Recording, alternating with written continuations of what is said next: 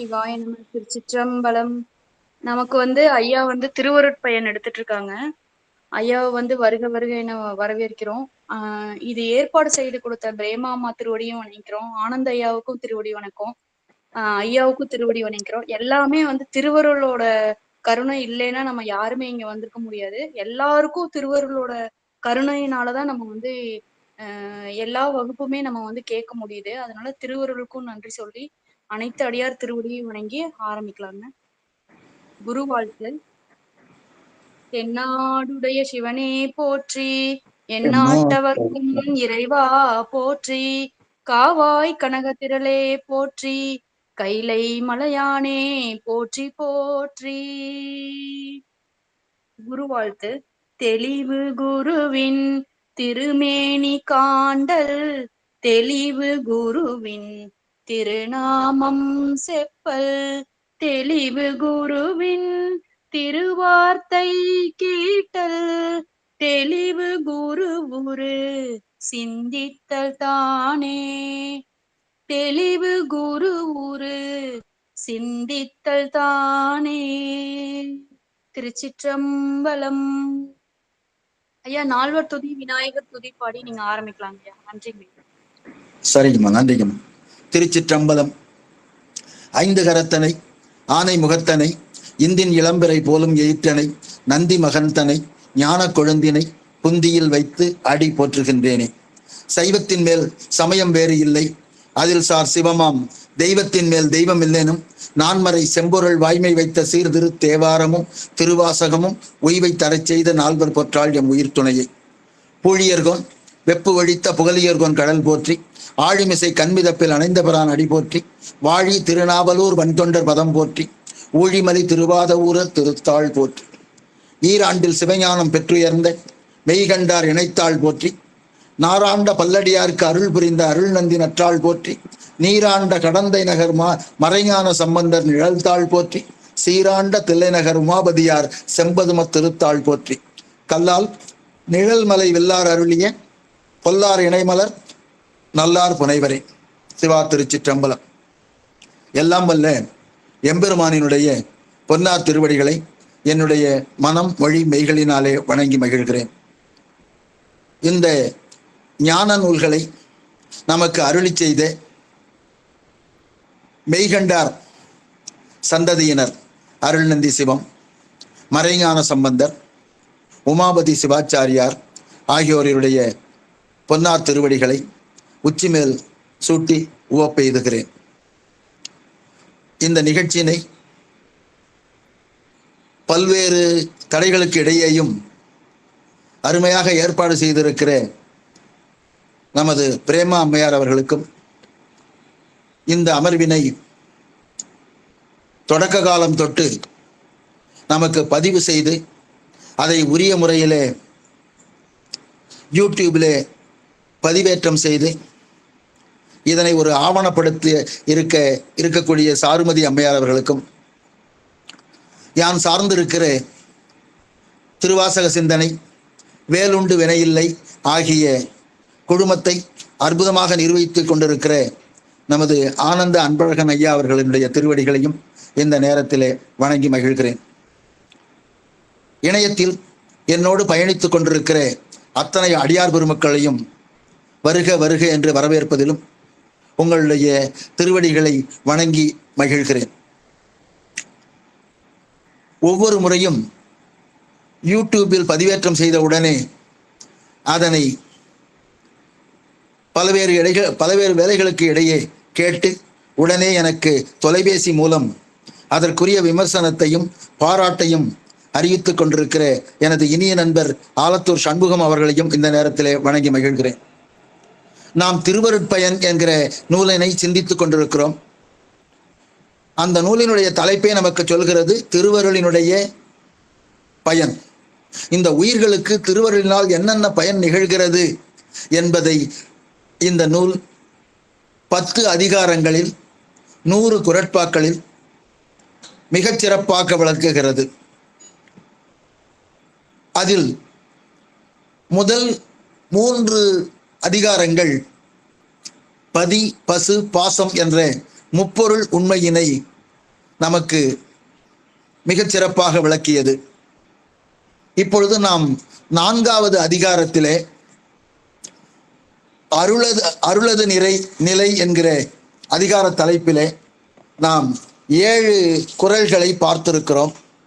8வது குறள் பார்ப்பதற்கு முன்னர் 7வது குறளிலே ஒரு சில விளக்கத்தை பார்த்து பிறகு நாம் 8வது குறளிலிருந்து செல்லலாம் என்று கருதுகிறேன். 7வது குறளிலே மலை கெடுத்தோர், மண் கெடுத்தோர், வான் கெடுத்தோர், ஞானம் தலை கெடுத்தோர் தற்கேடர்தாம் என்று ஒரு குறளினை சிந்தித்திருந்தோம். மலை என்பது உயரத்தில் உள்ளது. அதிலே வாழ்பவர்கள் தான் உயரத்திலே வாழ்கிறோம், மலையினுடைய மேல் பகுதியிலே வாழ்கிறோம். இவ்வாறு வாழும் பொழுது நாம் மலையில்தான் வாழ்கிறோம் என்கிற எண்ணம் இல்லாமலேயே அவர்கள் தன்னுடைய வாழ்க்கையை நடத்தி கொண்டிருக்கிறார்கள். அதை போலவே மண்ணில், அதை போலவே வானத்தில். ஆக திருவருளானது எவ்வாறு மலையின் உயரத்தில் தாங்குகிறதோ அதே போல மண்ணில் தாங்குகிறது, வெளியில் தாங்குகிறது. எனவே அருளானது, திருவருளானது நிலமட்டத்தில் மட்டும் இல்லாமல் மேல், கீழ், பக்கத்தில் ஆகிய எல்லா பகுதிகளிலுமே திருவருளானது செயல்பட்டு நம்மை வாழ்விக்கிறது என்பதை விளக்குவதற்காகத்தான் இந்த 3 உவமையை சொன்னார். மலையானது மண்ணிலே அடங்கும், மண்ணானது வானத்திலே அடங்கும். இந்த 3க்கும் உள்ள இயல்பாகத்தான் இந்த வரிசை முறையிலே மலை, மண், வான் என்கிற வரிசையாக அடுக்கி விளக்கியுள்ளார். நாம நினைக்கலாம், ஏன் நாம 3 உவமைகள் சொல்லணும், ஒரு உவமைகள் சொன்னா பத்தாதா என்று கேட்டால், நான் முதல்ல சொன்ன திருவருளானது நிலமட்டத்தில் மட்டுமில்லை, மேலேயும் இருக்கிறது, கீழேயும் இருக்கிறது, பக்கத்திலேயும் இருக்கிறது என்பதை விளக்குவதற்காகத்தான் அவர் 3 உவமைகளை சொல்லி இருக்கிறார். ஆக மாணவர்கள் எளிமையாக விளங்கிக் கொள்ளும் பொருட்டுதான் இந்த 3 உவமைகளை சொன்னார்.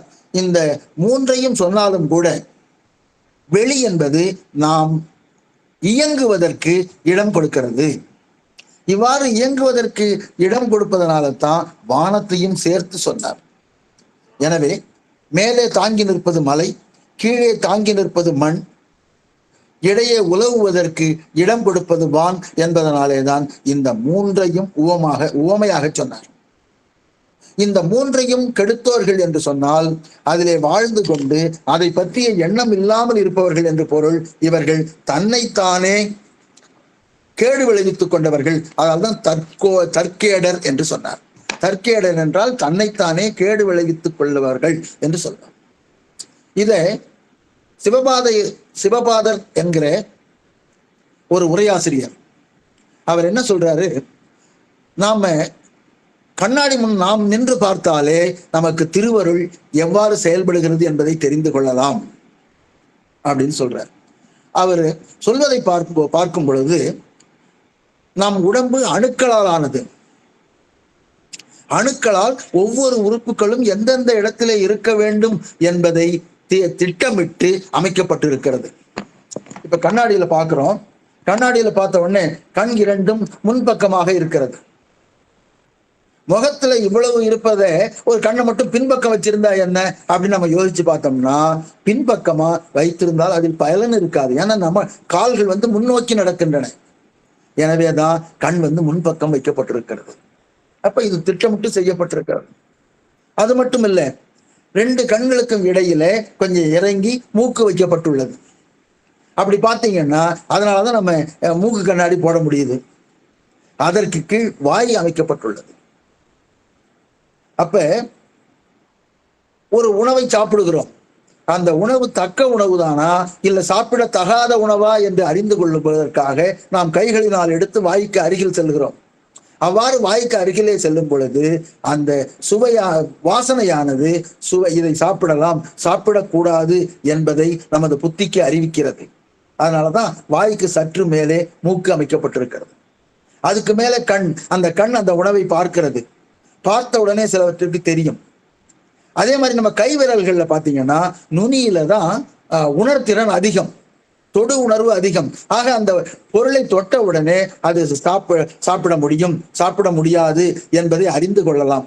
எனவேதான் கைகளினால் உணவை சாப்பிடுவது என்கிற பழக்கம் நம்மிடையே இருக்கிறது.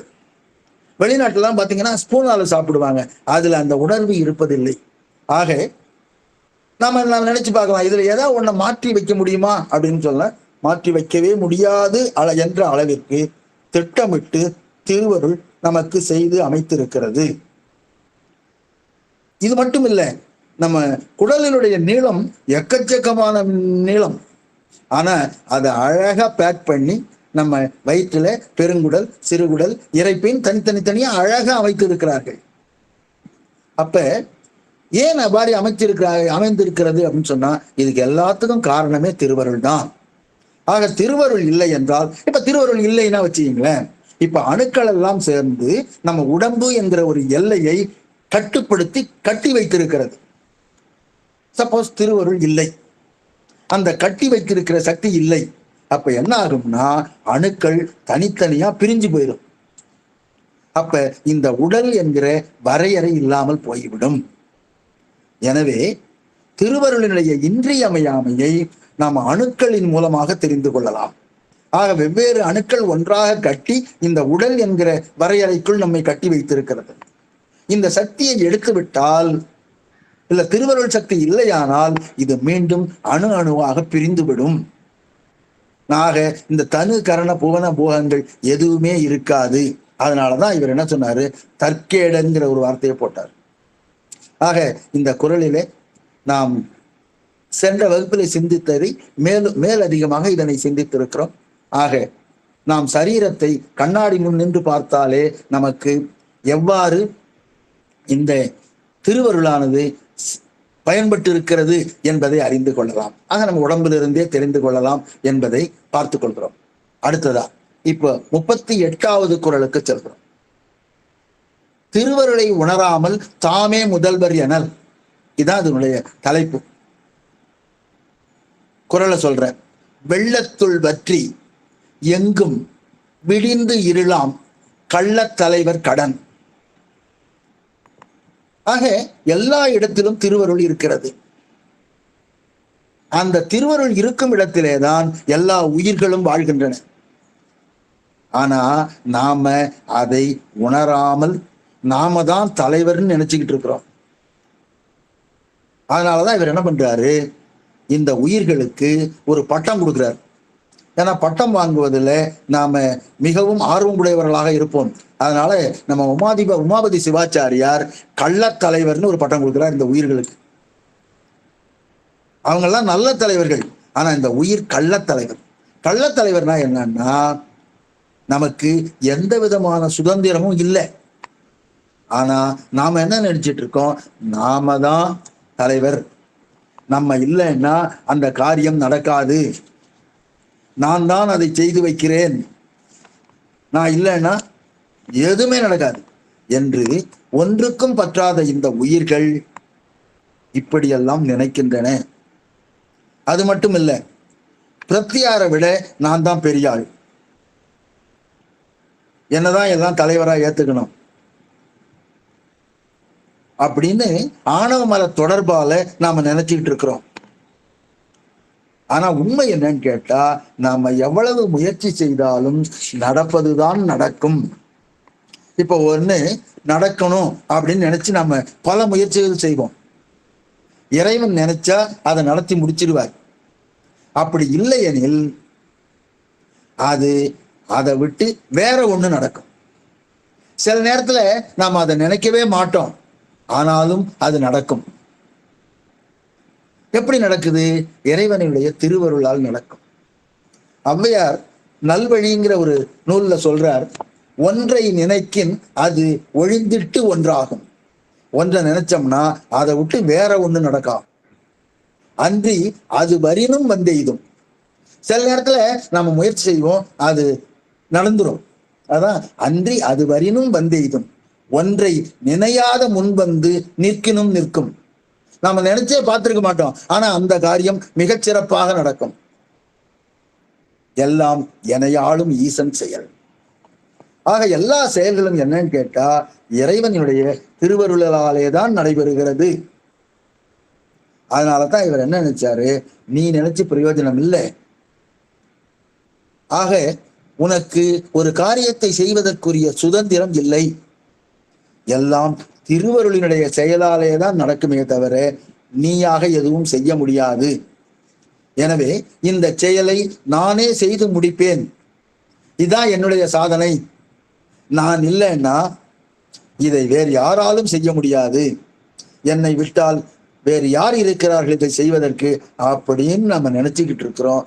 அதனால தான் நம்மளா தலைவர் என்று வைத்து, இவர் உண்மையான தலைவர் இல்லை, போலி தலைவர்னு தான் இந்த உயிர்களுக்கு கள்ளத்தலைவர் அப்படின்னு ஒரு பட்டம் கொடுத்திருக்கிறார். இவர் ஒரு கள்ளத்தலைவர். இந்த ஏன் கள்ளத்தலைவர்னு சொல்றோம்? திருவருள் எங்கும் நிறைந்திருக்கிறது, எல்லா இடத்திலும் இருக்குது. ஆனா இதை உணர்ந்து கொள்ளாமலேயே தன்னையே தலைவனாக நினைத்து கொண்டிருப்பதனால கள்ளத்தலைவர்னு சொல்றார். இதுக்கு ஒரு அற்புதமான ஒரு எடுத்துக்காட்டு போட்டார். என்ன எடுத்துக்காட்டு? வெள்ளத்துள் நீர் வற்றி, வெள்ளத்துள் நாவற்றி. வெள்ளத்துல இருக்கிறார். வெள்ளம்னா நல்ல நீர்நிலைகள்ல இல்ல ஆற்றுல காவிரி ஆற்றுல காவிரி ஓடிக்கொண்டிருக்கிறது. அந்த காவிரியில நீர் தூய்மையா இருக்கு.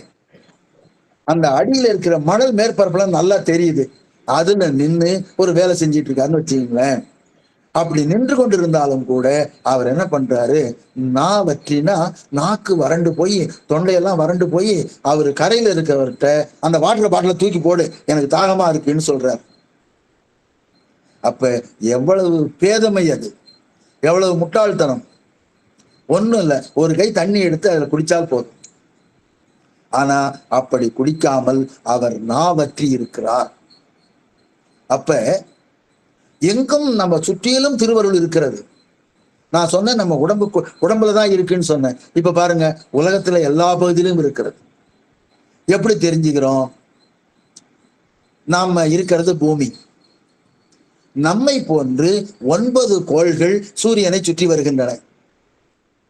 புதன், வெள்ளி, புவி, செவ்வாய், வியாழன், யுரேனஸ், நெப்டியூன், புளூட்டோ அப்படிங்கிற 9 கோள்கள் இந்த பூமியை சுற்றி வருகின்றன. இந்த சூரியனை சுற்றி வருகின்றன.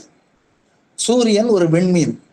இது மாதிரி பல விண்மீன்கள் சேர்ந்து பால்வழித்திரள்னு ஒரு பகுதி இருக்கு. இந்த மாதிரி பால்வழித்திரள் போன்று பலவே சூரியனை போல பல மடங்கு விண்மீன்களை அடக்கி இந்த அண்டம் இருக்கிறது. பல பால்வழி திரள்கள் சேர்ந்து இந்த அண்டமாக இருக்கிறது. இவை எல்லாம் சடப்பொருள்கள். இவை எல்லாம் தகுந்த காலத்துல எதனை சுற்றி வர வேண்டுமோ அதனை சுற்றி வருகிறது. இது ஒரு செகண்ட் நின்று விட்டாலும் கூட இந்த அண்டம் சிதறிவிடும். ஆனா அவை அனைத்துமே ஒரு உரிய கட்டுப்பாட்டிலே சுழன்று கொண்டிருப்பதை நாம் கண்ணாலே காண்கிறோம். அப்படி பார்த்த உடனே இதை அந்த ஈர்ப்பு விசைக்குள்ளால அமைத்து வைத்திருக்கிற ஒரு சக்தி இருக்கிறது. அதைத்தான் நாம திருவருட்சக்தின்னு சொல்றோம். ஆக நம்ம கிட்ட திருவருள் சக்தி மட்டும் இல்லை, நம்மை சூழலும் திருவருட்சக்தி இருக்கிறது. நம்மை சூழ்ந்து விட்டது. அப்ப அதை தெரிந்து கொள்ளாமலேயே அதனை அனுபவிக்காமலேயே இருப்பதற்கு தான் இவர் ஒரு உவமை சொன்னார். வெள்ளத்துள் நாவற்றி. வெள்ளத்துல இருந்துகிட்டு நாக்கு வறண்டு போச்சு, யாராவது தண்ணி கொடுக்க மாட்டீங்களான்னு கேட்குறீங்களே, இது எப்படிப்பட்ட மடத்தனம் அப்படின்னு ஒரு உவமையை சொன்னார். இதை மாணிக்க வாசகர்கிட்ட இருந்துதான் உமாபதி சிவாச்சாரியார் இதை எடுத்திருக்கிறார். அவர் என்ன சொல்றாரு, நான் இந்த 5 திருவருள் இருக்கு, 5 புலன்களுக்கு உள்ளால மாட்டிக்கிட்டு இந்த திருவருளிலிருந்து என்னை வெளிவர முடியவில்லை என்னால், எனவே என்னை விடுவிக்க முயற்சி செய்ய மாட்டாயா என்று பெருமானை வினவுகிறார். அந்த திருவாசகம் என்ன சொல்லுதுன்னு கேட்டா, நீத்தல் விண்ணப்பத்துல இருக்குது, வெள்ளத்துள் நாவற்றி ஆங்கு உன் அருள் பெற்று துன்பத்தினின்றும் விள்ளக்கிலேனை விடுதி கண்டாய், விரும்பும் அடியார் உள்ளத்து உள்ளாய் மன்னும் உத்தரகோச மங்கைக்கு அரசே கள்ளத்து உளையர்க்கு அருளாய் கழியாத களி எனக்கே. ஆக நான் இந்த அருள் வெள்ளத்துல இருக்கிறேன், அருள் வெள்ளத்துலதான் மூழ்கி இருக்கிறேன். ஆனா அதை உணராமல் இந்த 5 புலன்களும் என்னை அலைக்கழிக்கின்றன. இதிலிருந்து எப்படியாவது என்னை விட்டு விடுவதற்கு ஏற்பாடு செய்வாய் அப்படின்னு மாணிக்க வாசகர் பெருமானிடம் விரும்புகிறார். இதைத்தான் இந்த பகுதியில சொல்லியிருக்கிறார். கூடவே இன்னொன்னு சொல்லியிருக்கிறார், இன்னொரு உவமை சொன்னார் அந்த குறள்ல. விடிந்து இருளாம், விடிஞ்சு போச்சு. ஆனா இந்த உயிர்களுக்கு அது இருட்டா இருக்கு. சூரியன் வந்துருச்சு, நம்ம வீட்டுல பையன் தூங்கிட்டு இருக்கான்னு வச்சுக்கீங்களேன், உடனே நாம என்ன பண்ணுவோம், எழுந்துடுறான்னு எழுப்புவோம்.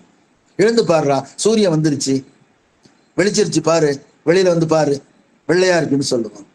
அதைத்தான் இவரை விடிந்து இருளாம், நாம் தூங்கி கொண்டிருக்கிறோம். கண் விழித்தல் என்கிற ஒரு சிறு செயலை செய்தால் நாம் திருவருளை உணர்வோம். அதைத்தான் விடிந்து இருளாம், விடிஞ்சிருச்சு, சூரியன் எல்லா பொருள்களையும் விளக்காக வெளிச்சம் போட்டு காட்டுகிறது. ஆனால் நாம் கண்மூடி துயின்று கொண்டிருக்கிறோம். இந்த உவமையும் நமது உமாபதி சிவாச்சாரியார் மாணிக்க வாசகர்கிட்ட இருந்துதான் எடுத்திருக்கிறார். எங்கிருந்து எடுத்திருக்கிறார்? நீத்தல் விண்ணப்பத்துக்கு பக்கத்துல இருக்கிற திருவம்பாவை அப்படிங்கிற இடத்துல இருந்து எடுத்திருக்கிறார். அவர் சொல்றார், அந்த பூஜைக்கு செல்லக்கூடிய பெண்கள் எல்லாம் ஒருவரை ஒருவர் எழுப்பி கொண்டு செல்கிறார்கள். எழுப்பி கொண்டு செல்லும் பொழுது ஒருத்தருக்கு ஒரு பெண் தூங்கி கொண்டிருக்கிறாள். அங்க போனோடனே சொல்றார், ஒன்னி திறநகையாய் இன்னும் புலர்ந்தின்றோ. நித்திலம்னா முத்துன்னு அர்த்தம். முத்து போன்ற சிரிப்பை உடையவளே, இன்னும் நீ எழுந்திருக்கவில்லையா, இன்னும் உனக்கு விடியவில்லையான்னு கேட்கிறார். இன்னும் புலர்ந்திலையோ, அவ தூங்கிட்டு இருக்கா, இன்னும் கொஞ்ச நேரம் தூங்கினா பரவாயில்ல அப்படிங்கிற எண்ணம் வந்த உடனே அவங்க என்ன பண்றாங்க, எல்லாம் வந்துட்டாங்களா, இன்னும் வர வேண்டியவங்க யாராவது இருக்காங்களா? அதான் சொல்றாரு, ஒன்னி திறநகையாய் இன்னும் புலர்ந்தின்றோ, வண்ணக்கிளி மொழியார் எல்லாரும் வந்தாரோ. உடனே வெளியில இருக்க சொல்றா, எண்ணி கொடுள்ளவா சொல்லுகோம், நான் எண்ணிட்டு சொல்றேன் இரு, எண்ணி கொடுள்ளவா சொல்லுகோம் அவ்வளவும் கண்ணை துயின்றவமே காலத்தை போக்காதே.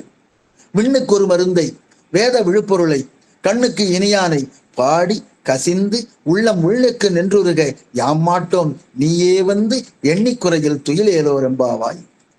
ஆக திருவம்பாவையிலிருந்து இந்த விடிந்து இருளாம் அப்படிங்கிற ஒரு பகுதியை சொல்லி இருக்கிறார்.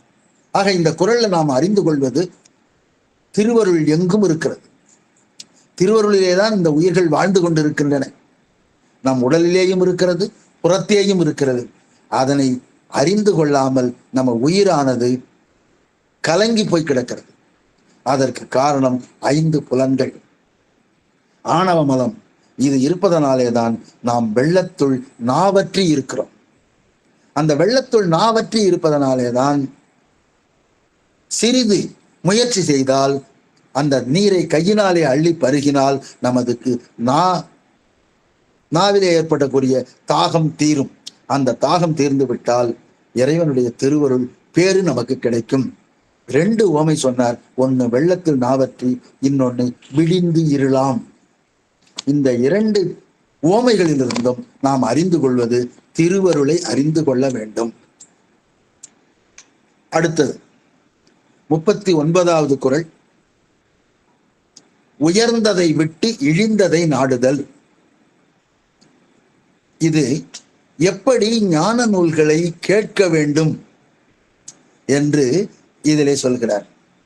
ஞான நூல்களை கேட்க வேண்டுமானால் எப்படி கேட்க வேண்டும்? முதல்ல பொறுமை அப்படின்னு ஒண்ணு இருக்கணும். பொறுமை இருந்தாதான் ஞான நூல்களை கேட்க முடியும். 1. 2வது, நமக்கு மன ஒருமை இருக்கணும், பரபரப்பு இல்லாமல் இருக்கணும். ஏன்னா நமது 5 புலன்களும் நம்மை வெவ்வேறு திசைகளில் ஈர்க்கும். அப்படி ஈர்த்ததுன்னா நாம உலகியல்ல பரபரப்பு இல்லாம இருந்தா தான் சொல்கிற ஞான கல்வியானது கேட்க முடியும். ஆக பரபரப்பு இல்லாம இருக்கணும், ஊக்கத்தோட இருக்கணும், அதை அறிந்து கொள்ள வேண்டும் என்கிற ஆர்வம் இருக்க வேண்டும். இப்போ இதுல சேர்ந்திருக்கிற அடியார்கள் அவ்வளவு பேருக்கு அவ்வளவு ஆர்வம் இருக்கு. அந்த ஆர்வம் இருக்கிறதுனால தான் இங்கு வந்து பல வேலைகள் இருக்கும். இதை முடிச்ச உடனே எப்ப ஐயா முடிப்பார், நான் அந்த வேலைக்கு போகணும் அப்படிங்கிற பரபரப்போட இல்லாமல் இப்போ பொறுமையா கேட்டுக்கொண்டிருக்கிறீர்கள். அந்த மாதிரி கேட்கணும். அதோடு இல்லாம கவனத்தோட கேட்கணும். ஏன்னு கேட்டா, கவனம் இல்லைன்னு வச்சுக்கீங்களேன், அதை தவறாக புரிந்து கொள்வோம். அதாவது ஒன்றை கற்கும் போது ஐயம் திரிபர கற்க வேண்டும்னு சொல்லுவார்கள். ஐயம்னா சந்தேகம், திரிபுனா மாறுபட்ட கருத்தாய் ஏற்றுக்கொள்வது. ஆக நம்ம சொல்லும் பொழுது சொல்கிறவருடைய திறனின்மையினாலே கூட நாம் அதனை தவறாக புரிந்து கொள்ள முடியும். அப்படி இருக்கக்கூடாது என்பதற்காகத்தான் கவனமா கேட்கணும் அப்படின்னு சொல்லி இருக்கிறார்கள். அதைத்தான் இந்த குறள்ல சொல்றார், பரப்பு அமைந்து கேண்மின். பரப்புனா பரபரப்பு, மனவேகம்.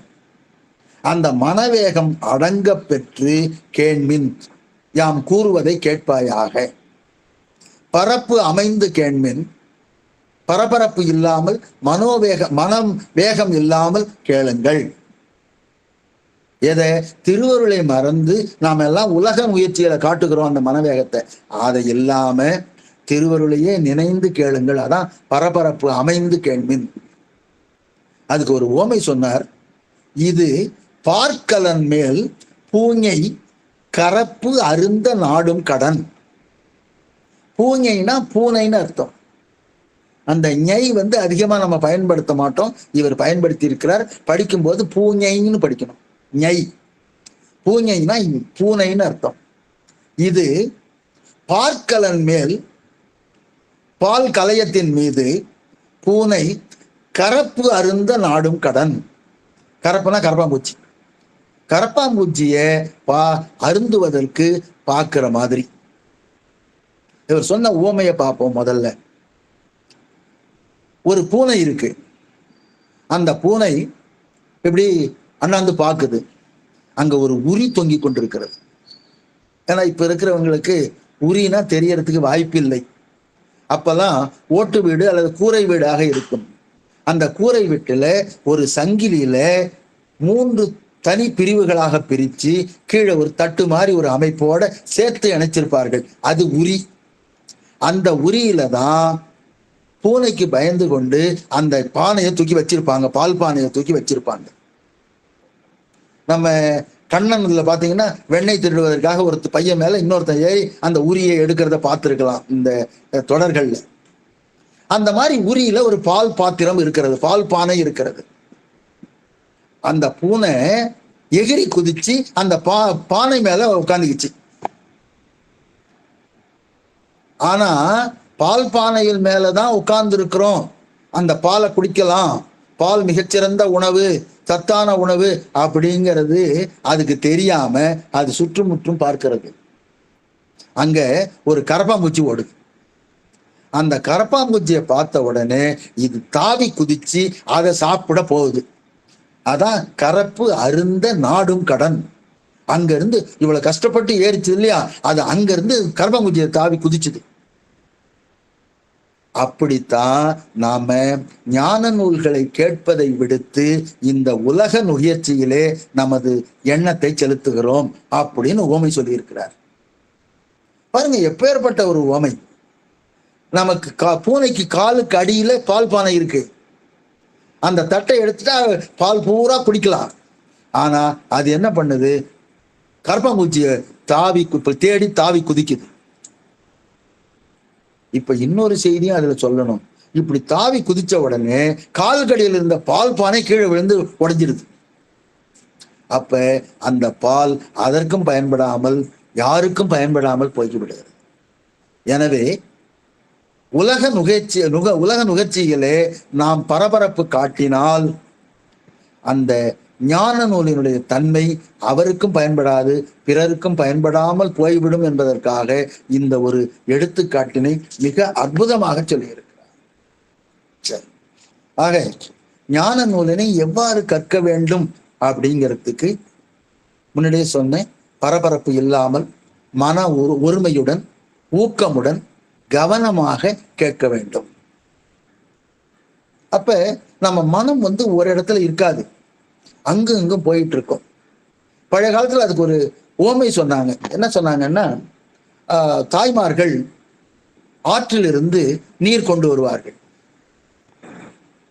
ஆற்றுல நீர் இருக்கிற காலத்துல நீர் கொஞ்சம் கலங்களா இருந்ததுன்னா பக்கத்துல ஒரு ஊற்று போட்டு அந்த ஊற்றிலிருந்து நீர் எடுத்துக்கொண்டு வருவார்கள். அதனாலதான் ஒரு பாடல் உண்டு, ஆற்று பெருக்கற்று அடிசுடும் அந்நாளும் ஊற்று பெருக்கால் உலகூட்டும். ஆக ஊற்று ஊறும், அந்த ஊர்ல இருந்து தண்ணியை எடுத்துட்டு வருவாங்க, குடத்துல எடுத்துட்டு வருவாங்க. குடத்தை தலையில ஒரு சிம்மாடு வச்சு அந்த குடத்தை தலை மேல வச்சுக்கிடுவாங்க. இன்னும் சொல்ல போனா அதுக்கு மேல இன்னும் ஒரு சின்ன குடம் ஒன்று வச்சிருப்பாங்க, இடுப்புல ஒரு குடம் வச்சிருப்பாங்க. இந்த மூன்றோடும் அவர்கள் தங்களுடைய தோழியர்களோட வருவார்கள். சும்மா வர மாட்டாங்க, பேசிக்கிட்டே வருவாங்க. ஒரு கை வீசி நடக்கும். அத பார்க்கிறவங்களுக்கு பயமா இருக்கும், என்னடா 3 குடம் எடுத்துட்டு போறாங்க, ஏதாவது விழுந்துருமோ அப்படின்னுட்டு. ஆனால் அவர்கள் 3 குடங்கள் வைத்திருந்தாலும் கூட, கையை வீசி நடந்தாலும் கூட, தோழியரிடம் கதை பேசி கொண்டு வந்தாலும் கூட அவர்களுடைய கவனம் முழுவதும் அந்த குடத்திலே தான் இருக்கும். குடம் விழாமல் எடுத்துக்கொண்டு செல்வார்கள். ஆனா இப்பொழுதெல்லாம் சிற்றூர்கள்லையும் சரி அந்த மாதிரி காட்சியை காண முடியாது. நான் சொல்வது ஒரு 30-35 ஆண்டுகளுக்கு முன்னர் நடந்த காட்சி. இதை அற்புதமான ஓமையாக சொல்லி இருக்கிறார்கள். அவர்களுடைய மனம் எவ்வாறு அந்த குடத்தின் மேலே இருக்கிறதோ அதுபோல ஞானியர்கள் நம் உலகத்திலே மற்றவர்களைப் போலத்தான் உண்டு உடுத்து வாழ்வார்கள். ஆனாலும் கூட அவர்கள் மனமானது திருவருளையே பற்றி நிற்கும். அந்த மாதிரி நாம இருக்கணும்னு சொல்றார். அப்ப மன ஒருமையோடு கேட்க வேண்டும். ஆனா நாம அப்படி இல்லை, ஒரு நிலையோடு இருப்பதில்லை. நாம் மனமானது 5 பொறிகளாலும் எல்லா திசைகளிலும் ஈர்க்கப்படுகிறது. நல்லதுமா, நல்லது. ஆக எல்லா திசைகளிலும் ஈர்த்தாலும் கூட நாம் பூசணை செய்யும் போது திடீர்னு பாத்தீங்கன்னா விட்டுட்டு நடுவில் சொல்லிக்கிட்டே இருப்போம். திடீர்னு பார்த்தா என்ன பால்காரர் வந்துட்டாரா பாருங்க பூஜை செய்யும் போது. ஏன்னா மனம் ஒரு இடத்துல இருப்பது இல்லை. கோயிலுக்கு போனாலும் அப்படிதான், கொஞ்ச நேரம் ஒரு அரை நிமிட நேரம் மட்டும் அந்த அரை நிமிட நேரம் நமது கவனம் இறைவன் மேல இருக்குமே தவிர மற்ற நேரங்கள்ல பாத்தீங்கன்னா அவர் வந்தாரா இவர் வந்தாரான்னு மனம் அங்கும் இங்கும் கலங்கி கொண்டே இருக்கும். இப்படிப்பட்ட மனமுடையவர்கள்ட்ட உபதேசம் செய்வது வீண் செயல். அதால்தான் பரப்பு அமைந்து கேள்வின்னு சொன்னார். ஒரு சின்ன குழந்தை இருக்கு, அதுகிட்ட ஒரு பேப்பரை கொடுத்தா கிழிச்சு போடும். ஒரு 500 ரூபா நோட்டை கொடுத்தாலும் அதையும் கழிச்சு போட்டுரும். ஏன்னா அதுக்கு அதனுடைய மதிப்பு தெரியாது. அதே நேரம் இன்னும் கொஞ்சம் வயது வந்த பிறகு அதனுடைய மதிப்பு அறிந்த உடனே அதுகிட்ட ரூபா நோட்டை கொடுத்தா அது கிழிக்காது. எனவே உபதேசம், ஞான நூல்களை படிப்பது ஆகியவை என்பது எப்படி அந்த குழந்தைக்கு அதனுடைய மதிப்பு தெரியாதோ அதே போல அந்த மதிப்பு தெரிந்தவர்கள் அந்த ஞான நூல்களை படிக்க வேண்டும். அதனாலதான் அமைதியற்ற மனமானது உபதேசத்தினுடைய அருமையை உணராது அதை தூக்கி எறிந்து விடும். பாருங்க, அதாவது அந்த ஞான நூல்களுடைய தன்மையை சொல்லும் போது ரொம்ப அற்புதமா சொன்னார். சரி, இப்ப ஞான நூல்கள் தான் என்ன அப்படி போ. ஞான நூல்னா என்ன அப்படின்னு பாத்தீங்கன்னா, வேதம் இறைவனிடமிருந்து வந்தது, ஆகமங்கள் அதனுடைய சாராம்சம், இறைவனாலேயே நமது நாயன்மார்களால் சொல்லப்பட்ட திருமுறைகள், இது போல சித்தாந்த நூல்கள், இதெல்லாம் ஞான நூல்கள். இவற்றை படிக்கிற பொழுது நாம் கருத்தூன்றி பரபரப்பு இல்லாமல் கவனமுடன் படிக்க வேண்டும் என்று சொல்வதற்காகத்தான் பரப்பு அமைந்து கேள்வின்னு சொன்னார். அப்படி இல்லைன்னா அந்த பால் பானைக்கு மேல இருந்ததுல ஒரு பூனை அது எப்படி கரப்பாம்பூச்சியை தேடி ஓடிச்சோ அதே போல நாம் இந்த ஞான நூல்களை கற்கக்கூடிய உயர்ந்த நிலையிலே இருக்கிறோம். நாம் கரப்பான் பூச்சி போன்ற உலக இன்பங்களிலே ஈடுபட்டு அதற்காக அலையக்கூடாது. சரி, இப்போ நம்ம உடம்பு நல்லா திடகாத்திரமா இருக்கணும் அப்படிங்கிறவங்க என்ன பண்ணுவாங்க? எக்ஸசைஸ் செய்வாங்க, ஆசனம் செய்வாங்க, ஜிம்முக்கு போவாங்க. அதே போல மனம் நிம்மதியா இருக்கணும் அப்படின்னு சொன்னா தியானம் செய்வார்கள், பயிற்சி செய்வார்கள். ஆக அந்தந்த துறைக்கு ஏற்ற பயிற்சியை அவர்கள் மேற்கொள்வார்கள். அப்ப ஞான நூல்களை படிக்க வேண்டும் என்பவர்கள் என்ன பயிற்சியை அடைய வேண்டும் அப்படின்னு கேட்டீங்கன்னா, அதுக்குதான் நம்ம சித்தாந்தம் சொல்ற பயிற்சி சரியை, கிரியை, யோகம், ஞானம். இந்த பயிற்சியை மேற்கொண்டால் மன ஒருமை ஏற்படும். ஞான நூல்களை நாம் கற்க வேண்டும் என்கிற ஆர்வம் இருக்கும். சரியைனா தெரியும் உங்களுக்கு. நாம அப்பர் பெருமான் காட்டிய வழி திருக்கோயில்களுக்கு செல்வது, அங்கே பூப்பறித்தல், மெழுக்கிடுதல், இறைவனை வாயார புகழ்ந்து பாடுதல், இப்படி செய்யறது பூரா சரியை. புற வழிபாடு. கிரியைனா தெரியும், நாம புறத்தும் அகத்தும் செய்கிறோம். மனசுக்குள்ளாலையும் பூஜை செய்யறது, வெளியிலையும் பூஜை செய்யறது. இதை ஞானசம்பந்த பெருமான் நமக்கு காட்டி அருளினார். அடுத்தது யோகம். யோகம் என்பது மனத்துக்குள்ளாலே செய்வது. இதை ஆளாள சுந்தரர் நமக்கு காட்டி அருளினார். அடுத்தது ஞானம். இது அறிவே பூஜையாக, அறிவே தொண்டாக செய்வது. இது ஞான நிலை. ஆக சரியை, கிரியை, யோகம், ஞானம் ஆகிய பயிற்சிகளை இந்த ஆன்மா மேற்கொள்வதன் மூலம் ஞான நூல்களை கற்றுத் தெளியலாம். சரி, அதுக்கு மேல சரியையில ரெண்டு, அதாவது இந்த சரியை, கிரியை, யோகம், ஞானம் இதுல ரெண்டு சொல்றாங்க. ஒண்ணு உண்மை சரியை, இன்னொன்னு உபாயச்சரியை. அதுனா உபாயச்சரியைனா எனக்கு இது வேண்டும், இதற்காக இந்த பூஜை செய்கிறேன் அப்படின்னு சொல்றது உபாயச்சரியை. உண்மை சரியைனா எனக்கு எதுவும் வேணாம், உன்னுடைய திருவடிதான் வேண்டும் அப்படின்னு நம்ம நினைச்சு செய்யற சரியை உண்மை சரியை. அதே மாதிரி கிரியைக்கு ரெண்டு உண்டு, யோகத்துக்கும் ஞானத்துக்கும். ஆக மொத்தத்துல 4 2 8.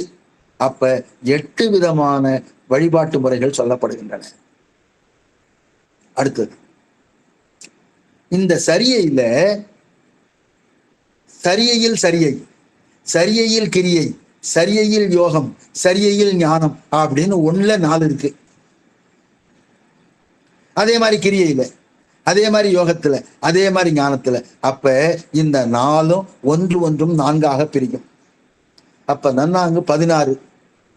அந்த 16ல உண்மை உபாயம்னு 2 2ஆ பிரியும். ஆக 32 வகையான பயிற்சிகளை மேற்கொள்வது நமக்கு நல்லது. ஆக இந்த 32 வகையான பயிற்சிகளைத்தான் நாம சொல்லி இருக்கிறார்கள் சித்தாந்த ஆசிரியர்கள். இவற்றை ஒவ்வொன்றா படிக்கிறது தான் மேல மற்ற நூல்கள்ல அதை பற்றி நம்ம விரிவாக தெரிந்து கொள்ளலாம். இருந்தாலும் நம்ம இப்போ அதை பற்றி சொல்ல வேண்டும் என்பதற்காக இதை சொல்கிறேன். ஆக ஞான நூல்களை கற்கும் பொழுது இந்த ஞான பயிற்சியின் மூலம் நாம் மன ஒருமையையும், இதை கற்க வேண்டும் ஆர்வத்தையும் ஊக்கத்தையும் பெறலாம் என்று இந்த நேரத்தில் இதனை சொல்கிறேன். இதைத்தான் என்ன பண்ணுவாங்க, ஆண்டகை அருளினை ஆணையல் பெருமான் நமக்கு அருளவில்லை என்றால் இந்த வார்கடல் உலகில் வாழ்கிலேன் கண்டாய், இந்த உலகத்துல உங்களுடைய திருவருள் இல்லாமல் என்னால் வாழ முடியாது என்று மாணிக்கவாசகர் சொல்லியிருக்கிறார். ஆக இந்த சித்தாந்த கருத்துக்கள் பெரும்பாலானதுக்கும்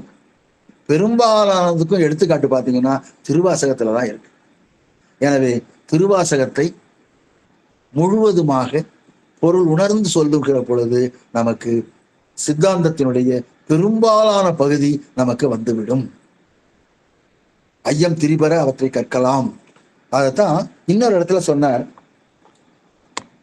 வாழ்கின்றாய் வாழாத நெஞ்சமே வல்வினைப்பட்டு ஆழ்கின்றாய், ஆழாமல் காப்பானை ஏத்தாதே சூழ்கின்றாய், கேடு உனக்கு சொல்கின்றேன், பல்காலும் வீழ்கின்றாய் நீ அவல கடலாய வெள்ளத்தை.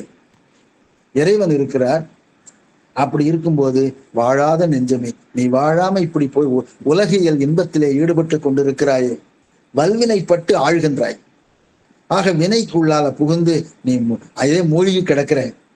ஆழாமல் காப்பானை, நம்மளை அதுல ஆழாம வல்வினையில மூழ்கி விடாமல் கை தூக்கி விடுவதற்காக இருக்கக்கூடிய பெருமானை, அதான் ஆழாமல் காப்பானை ஏத்தாதே சூழ்கின்றாய். அவனை வழிபடுவதை தவிர நீ மற்ற எல்லா காரியமும் செய்ய. கேடு உனக்கு சொல்கின்றேன், இது உனக்கு கேடான விஷயம். ஆக யார் உன்னை வினையிலிருந்து மீட்பார்களோ அவர்களை வழிபட வேண்டியதுதான் உன்னுடைய கடன். அதை நீ செய்யாமல் இருக்கிறாயே என்று அந்த வாழ்கின்றாய் வாழாத நெஞ்சமே என்ற திருவாசகத்திலே மாணிக்க வாசகர் சொல்றார். அது மட்டும் இல்லை, இறைவனே என்ன பண்றாரு, நம்மை வாழ்த்துவதற்கு, தன்னை வாழ்த்துவதற்கு நமக்கு வாயை கொடுத்திருக்கிறார். வாழ்த்த வாய். அப்ப வாயை கொடுப்பதனுடைய நோக்கம் புறம் பேசுவதற்காக அல்ல. எதற்காகனா பயனில்லாத சொற்களை பேசுவதற்காக அல்ல. ஒரே ஒண்ணுதான், என்னன்னு கேட்டா இறைவனை வாழ்த்த வேண்டும். நமக்கு நெஞ்சம் கொடுக்கிறதுக்கு ஒண்ணுதான், இறைவனை நினைக்க வேண்டும். வாழ்த்த வாயும் நினைக்க மடநெஞ்சும் தாழ்த்த சென்னியும். தலை எதுக்காக கொடுத்திருக்கிறாங்க, இறைவனை தாழ்ந்து வணங்க வேண்டும். இறைவனை தலை கொடுத்திருக்கிற காரணம் அதான் தலையை நீ வணங்காயின்னு திரு அங்கமாலையில எல்லா உறுப்புகளுக்குமே சொல்லி இருப்பார். அதுவும் தலைமாலை தலைக்கு அணிந்து தலையாலே பலிதேறும் தலைவனை, எத்தனை தலை போட்டிருப்பாருங்க அதுல. ஆக தலையே நீ வணங்காய், அப்படியே ஒன்னொன்னா மூக்கே நீ முரலாய், கண்கால் காண்மீன்களோ அப்படின்னு ஒவ்வொரு உறுப்புக்கும் சொல்லுவார். ஆக இந்த எல்லா உறுப்புகளையும் சொல்லுகிற போது இவ்வாறு திருவருள் நமக்கு சூழ்ந்திருக்கிற போது அதை நமக்கு பயன்படத்தக்க அளவிலே இறைவனை நாம் வாழ்த்த வேண்டும் என்பதற்காகத்தான் இந்த உறுப்புகளை இறைவன் கொடுத்திருக்கிறார். இதனை நாம் நன்றி உணர்வோடு இறைவனை நினைத்து பார்க்க வேண்டும் அப்படிங்கிறதுதான் இந்த தேவாரம் சொல்கிறது. அதைத்தான் எல்லா இடத்துலையும் சொல்றாங்க. அது மட்டும் இல்லை, இப்போ யானை இருக்கு, மிகப்பெரிய ஜீவன். எறும்பு இருக்கு, கொசு இருக்கு. ஆனா இறைவனுடைய திருவருள் இருக்கிறதுனால தான் அந்த ஜீவன் முழுவதும் இன்னும் வாழ்ந்து கொண்டிருக்கிறது. உண்மையில பாத்தீங்கன்னா வலிமையா இருக்கிறது மட்டும்தான் வாழணும், சின்னதெல்லாம் அழிஞ்சு போகணும். இப்ப யானை பெரிய உருவமா இருக்கு, அதுக்கு முன்னாடி டினாசர்னு ஒண்ணு இருக்குன்னு சொல்றாங்க, டைனோசர்னு. அந்த டைனோசர்ங்கிறது அழிந்து விட்டது. ஆனா கொசு எறும்பு போன்றவை இன்னும் இருந்து கொண்டிருக்கின்றன. அப்ப இந்த ஜீவத்துக்கு ஆதாரம், அவர்களுடைய ஜீவனத்திற்கு ஆதாரம் என்னன்னா இறைவனுடைய திருவருள். ஆக எல்லா உயிர்களும் இங்கே நிலைத்து வாழ்ந்து கொண்டிருக்கிறது என்றால் இறைவனுடைய திருவருள் இல்லாமல் எதுவும் வாழ முடியாது. ஆக நாம வாழலேன்னு சொன்னா நம்ம அதை அறிந்து கொள்ள வேண்டும் என்றால் நம்முடைய அறிவு குறைபாடே தவிர, ஆன்மாவினுடைய அறிவு குறைபாட்டினால் தான் நாம் அறிந்து கொள்ளாமல் இருக்கிறோமே தவிர அது திருவருளினுடைய குறைபாடு இல்லை. அது நம்ம நல்லா தெரிஞ்சுக்கணும். இறைவன் திருவருளினுடைய குறைபாடா இருந்தா அவர் என்ன பண்ணுவாரு, உனக்கு தனியா திருவருள், உனக்கு திருவருளே கிடையாது. எப்படி உயிரினுடைய பக்குவத்துக்கு தகுந்த மாதிரி அவரு இறைவன் நமக்கு இது கொடுக்கிறார் இல்லையா, அந்த மாதிரி திருவருள் அப்படி கிடையாது. எல்லா இடத்திலும் திருவருள் கலந்து இருக்கிறது. நாம் அதை அறிந்து உணர்ந்து கொள்ளாமல் எப்படி வெள்ளத்தில் நாவற்றி இருக்கிறோமோ அதை போல இருக்கிறோம். அதை தான் இதுல சொல்லி இருக்கிறார் இந்த பாடல்ல. நாம புத்தியில் சேருமாறு கல்வி கற்க வேண்டும். ஆக ஒவ்வொரு முறை படிக்கும் பொழுதும், இந்த நூல்கள் இல்லை, எந்த நூல் படித்தாலும் புத்தியோடு இணைந்து படித்தால்தான் அதை பயன்பாட்டிற்கு கொண்டு வர முடியும். எப்படி படிக்கணும்னு ஒரு இலக்கணம் சொன்னாங்க, சித்திரப்பாவையின் அத்தக அடங்கி. ஒரு சித்திரத்துல ஒரு பாவை போட்டிருக்காங்க, ஒரு படம் போட்டிருக்காங்க, அது எப்படி ஆடாம அசையாம அப்படியே இருக்குமோ அதை போல இருந்து படிக்க வேண்டும். அதுதான் அந்த பரப்பு அமைந்து கேள்வின்னு சொன்னாங்க இல்லையா, அதுல அந்த இடத்துல சொல்லியிருக்கிறாரு இந்த மாதிரி சித்திரப்பாவையின் அத்தக அடங்கி அப்படி படிக்க வேண்டும் என்று சொல்லி இருக்கிறார்கள். ஆக இந்த குறளிலே இருந்து நாம் அறிந்து கொள்வது என்று பார்த்தால் நாம பரப்பு அமைந்து கேட்க வேண்டும். இது பால் பானையின் மீது இருக்கிற பூனையானது கரப்பான் பூச்சியை நோக்கி பாய்ந்து சென்று பானையையும் உடைத்தார் போல ஆகிவிடும் என்று இதனை சொல்லி இருக்கிறார்கள். நாம் 40வது குறளுக்கு செல்கிறோம். இற்றை வரை இயைந்தும் ஏதும் பழக்கமிலா வெற்றுயிர்க்கு வீடு மிகை. இதுக்கு தலைப்பு திருவருளோடு பழகாத உயிர். நாம திருவருளோடு இருக்கிறோம், ஆனா அதை கூட பழகலை. பழக விடாது நமக்கு ஆணவம், பாசங்கள் நமக்கு அதை கூட பழக விடாம இருக்கு. அதுதான் சொல்றார், இற்றை வரை, அனாதியாகிய அன்று தொட்டு இன்று வரையிலும். ஆக திருவருள் என்னைக்கு இருக்குன்னு சொன்னா, உயிர் என்னைக்கு இருக்குதோ அன்னைக்கே திருவருள் இருக்கு. அப்ப திருவருள் இருக்கும் பொழுது இற்றை வரை, இன்னைக்கு வரைக்கும் இருக்கு. இயைந்தும், உடனே இருந்தும், உடனாக இருந்தும், ஏதும் பழக்கமில்லா, இது அதை கூட பழகவே இல்லை. இதுக்குதான் திருவருள் இருக்குன்னே தெரியலையே, அப்புறம் எப்படி பழகும்? அது முதல்ல திருவருள் இருக்குன்னு தெரியணும், நம்ம கூடவே இருக்குன்னு தெரியணும், அப்பதான் திருவருளோட பழகும். அதான் சொல்றார், இற்றை வரை இயைந்தும் ஏதும் பழக்கமில்லா வெற்றுயிர்க்கு. வெற்றுயிர்க்குன்னா வீணாக வாழ்வை கழிக்கின்ற இந்த உயிருக்கு, அறிவில்லாத இந்த உயிருக்கு வீடு மிகை, துன்பத்திலிருந்து நீங்குவதாகிய வீடானது வேண்டாம். இதுக்கு வீடே கேட்கறதுக்கு தகுதியே கிடையாது இந்த உயிருக்கு. ஏன்னா இது வெற்றுயிர், அறிவில்லாத உயிர், வீணே வாழ்க்கையை நடத்தி கொண்டிருக்கிற உயிர். இந்த வெற்றுயிருக்கு எதுக்கியா முக்தி, எதுக்கியா வீடு? அதாலதான் சொன்னார், வெற்றுயிருக்கு வீடும் மிகை. அப்ப நாம எதோட பழகிட்டு இருக்கோம், முதல்ல அதை தெரிஞ்சுக்கணும். நாம திருவருளோட பழகலைன்னு இவர் சொல்லிட்டாரு. இது ஆரம்பத்திலிருந்து இருக்கு, ஆனா நம்ம பழகலை. ஏன் பழகல? வேற ஒன்னோட பழகிட்டு இருக்கோம். எதனோட பழகிட்டு இருக்கோம்? நம்ம இந்திரியங்கள் இருக்கு பாருங்க, ஞானேந்திரியங்கள் 5 சொன்னமே, கண், காது, மூக்கு, செவி, மெய், இந்த வாய் ஆகிய 5 இந்திரியங்களோட நாம பழகிட்டோம். பழகி அதை கூடவே வாழ்ந்துகிட்டு இருக்கோம். அதுதான் நாம நினைச்சிட்டு இருக்கோம். அதான் அதோட வேடிக்கை. அதை கூடவே நாம அதுதான் வாழ்க்கைன்னு நினைச்சுக்கிட்டு இருக்கோம். இப்ப பாருங்களேன், இப்போ என் நாக்குக்கு ஒரு ஸ்வீட் பிடிக்குது, மைசூர் பாக்கு பிடிக்குது. என் நாக்குக்கு பிடிக்குதுன்னு சொல்ல மாட்டேன் நான், எனக்கு பிடிப்பது அந்த மைசூர் பாக்குங்கிற ஸ்வீட். அப்ப நான் வேற, என்னுடைய நாக்கு வேறன்னு தெரியாத அளவுக்கு நான் பழகி இருக்கிறேன். இதே மாதிரிதான் ஒவ்வொன்றும். ஒரு காட்சியை காண்கிறோம், ஒரு படம் பார்க்கிறோம், அந்த படத்தை பார்த்த உடனே அந்த படத்துல அத்தனை காட்சிகளையும் எனக்கு பிடிச்சிருக்குது. எனவே கண்ணுக்கு பிடிச்சிருக்குன்னு கிடையாது, எனக்கு பிடித்திருக்கிறது அந்த படம் அப்படின்னு சொல்றோம். அப்ப அந்த இந்திரியங்கள் தான் நான் என்று நினைத்து கொண்டிருக்கிறோம். அப்படி இல்லை, இந்திரியங்கள் வேறு, நான் வேறு என்கிற உணர்வு நமக்கு தெரிய வேண்டும். ஆக இந்திரியங்கள் நமக்கு வேறானவை என்ற எண்ணமே நமக்கு வர்றதில்லை. நாம தான் அந்த இந்திரியம் நினைச்சுக்கிட்டு இருக்கிறோம். இந்த இந்திரியங்களோடே வாழ்ந்து கொண்டிருக்கிறோம். ஒரு பழமொழி சொல்லுவாங்க, பேயோடாயினும் பிரிதல் அரிது.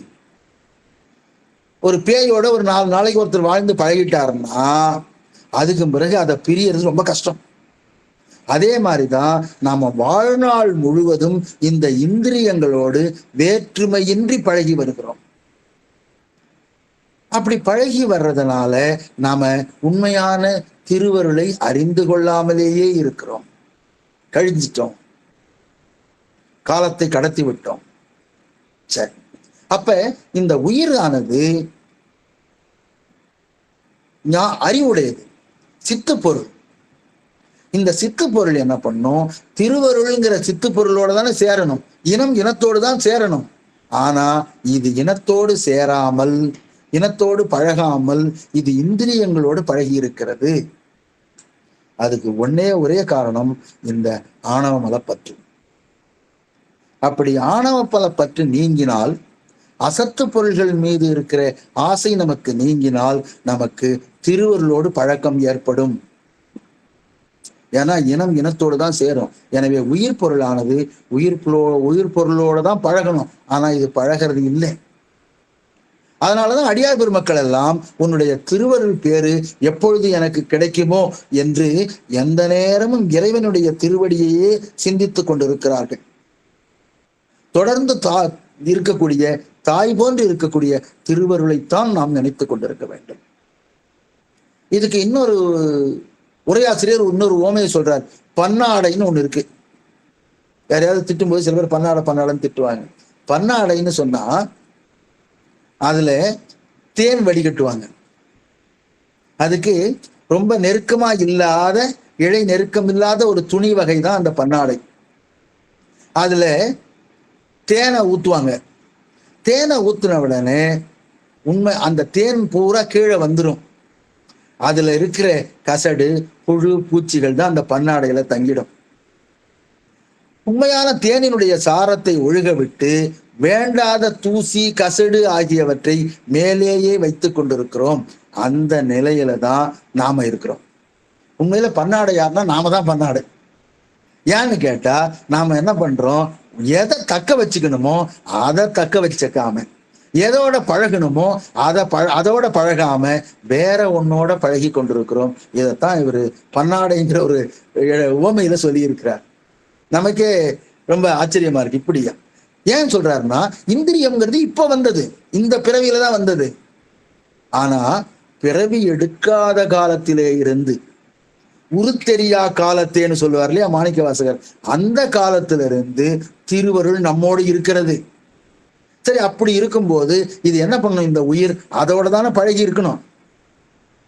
அதோட பழகாம இது என்ன பண்ணுது, இந்திரியங்களோட பழகிட்டு இருக்கு. உடம்பு வந்த பிறகு, இப்போ வந்ததுல தொடர்ச்சியா அந்த காலத்திலிருந்து இது இருக்கிற திருவருளோடு இதை அறிந்து கொண்டு அதோடுதான் பழக வேண்டும். சரி, இப்பயும் நாம சில நேரத்துல பழகுவோம் அதோட. எப்பன்னு கேட்டா, ஏதாவது ஒரு சொற்பொழிவுக்கு போறோம், அவர் அற்புதமாக திருவருளையோ அல்லது சித்தாந்த நூல்களையோ விளக்குகிறார். நம்ம வகுப்புக்கு வர்றோம், வகுப்புல 1 மணி நேரம் கேட்கிறோம். அப்ப நமக்கு திருவருளோடு பழக்கம் போல ஒரு தோற்றம் ஏற்படும். வகுப்பு முடிஞ்சிருச்சு, உடனே உலகியல் இன்பங்கள் நம்மை சூழ்ந்து விடும். அப்ப திருவருளோடு பழகுதல் எப்படி, சும்மா 1 மணி நேரம், கன நேரம். அந்த 1 மணி நேரத்திலையும் பாத்தீங்கன்னா மிக குறைந்த நேரம் தான் இதோட ஈடுபாட்டோட இருந்திருப்போம். மற்ற நேரத்துல திருவருள் ஒண்ணு இருக்குன்னே தெரியாம போயிடும். இது ஒண்ணு.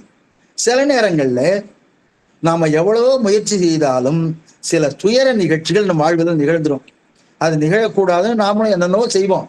ஆனாலும் அந்த துயர நிகழ்ச்சி நடந்ததுன்னு வச்சுங்களேன், அப்ப நினைப்போம், என்ன திருவருள் எனக்கு என்ன துணையாக இருந்தது அப்படின்னு நாம நினைச்சுக்கிடுவோம். அப்படியும் கூட அப்பொழுது நாம திருவருளை நினைப்போம். எனவே மற்ற சமயங்கள்ல திருவருள் பற்றிய நினைப்பே நமக்கு வருவதில்லை. அப்படி வரலன்ன உடனே அந்த அப்படியே வந்ததுன்னு வச்சுங்க, அது அழுத்தமாக இருப்பதில்லை. இது 1 மணி நேரம் நிற்கும். அப்படியே நம்ம ஒரு சோடா பாட்டில திறந்த உடனே புஷ்ஷுங்க அப்புறம் 1 நேரத்துக்கு நின்று விட்டோம்ல, அந்த மாதிரி திருவருள் நினைப்பு நமக்கு இருக்கு. அழுத்தமான திருவருள் நினைவோடு இருக்க வேண்டும். அப்படி இருக்கிறவங்களுக்கு தான் வீடு கேட்கறதுக்கு தகுதி உண்டு. இல்லாட்டி அவங்களுக்கு வீடே வேண்டியதில்லை. ரொம்ப அற்புதமா சொன்னார். இதுக்கு ஒரு உதாரணம் சொன்னாரு. உரையாசிரியர் சொல்லியிருக்கார், நீர் குளத்துல பாசி முழுசையா மூடி இருக்கும், அதுல நீரே இப்ப கண்ணுக்கு தெரியாது. நாம கண்ணுக்கு தெரியலையே அப்படின்னு சொல்லிட்டு ஒரு கல்லை தூக்கி போடுறோம் வச்சுக்க, ஒரே ஒரு கல்லை போடுறோம். போட்ட உடனே அந்த பாசி பூரா விலகி நீர் தெரியும். ஆனா அந்த கல் மறைந்தவுடன், கல் அடிக்கல போயிடுச்சுன்னு வச்சுங்க, திரும்பி பாசம் வந்து மூடிடும். அதே மாதிரிதான் பாசி அடர்ந்த அந்த குளம் போல நாம் இருக்கிறோம். கல்லெறிப்பட்ட அந்த கணத்தில் மட்டும் நீர் புலப்படுவது போல திருவருளை நினைக்க வேண்டிய நிகழ்ச்சி வரும் பொழுது, ஒரு சொற்பொழிவுக்கு போகும்போது அல்லது ஒரு துயர நிகழ்ச்சி நடக்கும் போது நாம திருவருளை நினைக்கிறோம், சற்று நினைக்கிறோம். ஆனா பலவேறு பிறவிகளில் தொடர்ந்து வந்திருக்கிற இந்த திருவருளோடு நாம் பழக்கம் வைத்துக் கொண்டு இருந்தால் நமக்கு வீடு நிச்சயம் உண்டு. பழக்கம் இல்லாததுனால இது என்ன தகுதியோட, உனக்கு என்ன தகுதி இருக்கு நீ வீடு வந்து கேட்கிற அப்படின்னு சொல்லிதான் வீடும் மிகைன்னு சொல்லிட்டார். அதுக்கு இந்த உயிரை வந்து வெற்றி உயிர்னு சொல்லிட்டார். வெற்றி உயிர்னா வெறுமையான உயிர், பயனில்லாத உயிர். மாணிக்க வாசகர் நீத்தல் விண்ணப்பத்தில் சொல்லுவார், வெற்றடியேன்பர், வெறும் தமியேன். அப்ப இதெல்லாம் வேஸ்ட். வெற்று பயனின்மை. என்ன பயனின்மை?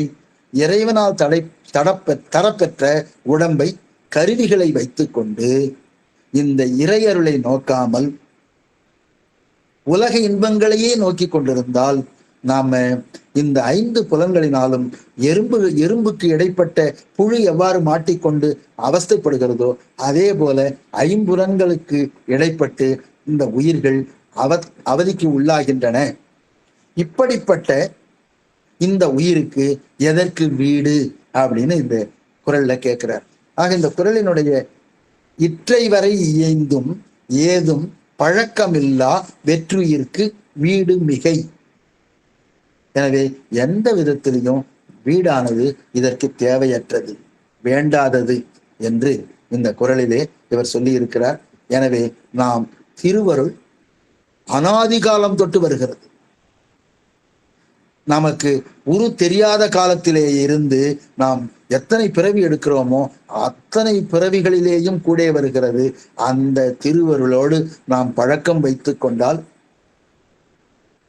நமக்கு வீடு எளிதில் கிட்டப்பெறும் என்கிற மிக அருமையான ஒரு சிந்தனையோடு 38, 39, 40 ஆகிய 3 குறள்களையும் இந்த அமர்விலே நாம் சிந்தித்திருக்கிறோம். பலவேறு பிறவிகள் எடுத்திருந்தாலும் கூட ஒவ்வொரு பிறவி தோறும் திருவருளானது நம்மை தொடர்ந்து வந்து நம்முடனேயும் நம்மை சூழ்ந்தும் இருக்கிறது. அதை நாம் வெள்ளத்திலே இருந்து நாவற்றி சிரமப்படுவதை போல இல்லாமல் வெள்ளத்தை நீர் பருகி நமது வாழ்வை இனிமையாக்கிக் கொள்வோம் என்று இந்த நேரத்திலே கூறி, இதுகாரும் கேட்டிருந்த உங்கள் அத்தனை பேருடைய திருவடிகளையும் வணங்கி இதனை ஏற்பாடு செய்திருக்கிற பிரேமா அம்மையா அவர்களுக்கும் நமது திருவாசக சிந்தனை வேலுண்டு வினையில்லை குழுமத்தினுடைய அத்தனை உறுப்பினர்களுக்கும், மற்ற குழுமத்திலே இருந்து பலர் வந்திருக்கிறார்கள், அந்த குழுமத்தைச் சேர்ந்தவர்களுக்கும் எனது அடியனுடைய நன்றி கலந்த வணக்கத்தை தெரிவித்துக் கொள்கிறேன். விடைபெறுகிறேன். நன்றி, வணக்கம். ஆறிரு தடந்தோள் வாழ்க, அறுமுகம் வாழ்க, வெற்பை கூறுசை தனிவேல் வாழ்க, குக்குடம் வாழ்க, செவ்வேள் ஏறிய மெய்யை வாழ்க, யானைதன் அணங்கு வாழ்க, மாறிலா வள்ளி வாழ்க, வாழ்க சீர் அடியாரெல்லாம். வான்முகில் வழாது பெய்க, மலிவளம் சுரக்க, மன்னன் கோன்முறை அரசு செய்க, குறைவிலாது உயிர்கள் வாழ்க, நான்மறை அறங்கள் ஓங்க, நற்றவம் வேள்வி மல்க, மேன்மைகள் சைவநீதி விளங்குக உலகமெல்லாம், மேன்மைகள் சைவநீதி விளங்குக உலகமெல்லாம், மேன்மைகள் சைவநீதி விளங்குக உலகம்.